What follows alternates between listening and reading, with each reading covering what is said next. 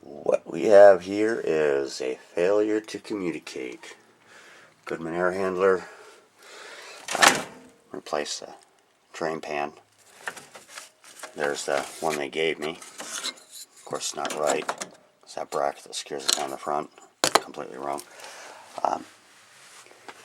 The old pan cracked right down there, all the way there, and probably due to someone over tightening the pan itself. Use pipe dope on it. New pan, finally got the right one. And inside of here, you see, is nothing but oil. And don't tell anyone, but I found the leak. Compression nut wasn't tightened up, so I put a wrench on a couple days ago, but shh, don't tell anyone. This would be an easy swap. As almost always, then pump unit down, refrigeration still live. Just lift up the coil, pull the old, the new replacement pan, the wrong one, pull that one out. Stick the new one in. We'll be in business less than 30 minutes.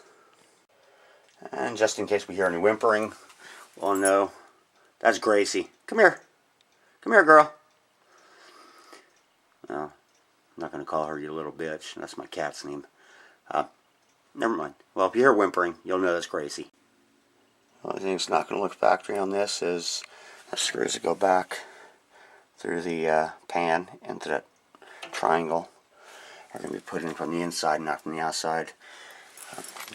Obviously, not enough room to get back in there to take screws out from behind without removing that blower. So that's already been removed and replaced. But new screws, yeah, they can go in from the inside, no big deal. And little triangle goes in, seals off the front of that A. That goes back in with that boatload of screws. Comes in from the entire assembly. Yeah, this won't be no thing. And, well, makes it a hell lot easier with a 12-inch extension. And a 6-inch extension on top of that. Make that real easy. And all the matter, I'll separate those cap tubes because I've seen and heard the horror stories of those things rubbing together and causing leaks. So another problem to avoid. We'll take care of that now. For the most part, that's in and done. Triangle's on. I'll secure it to the egg coil. Screw it down to the pan itself.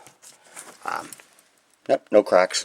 Should be good. And we'll do it up with Teflon paste, the adapters in, and hand tighten only, because we know what happens when you put a torque wrench on those damn things.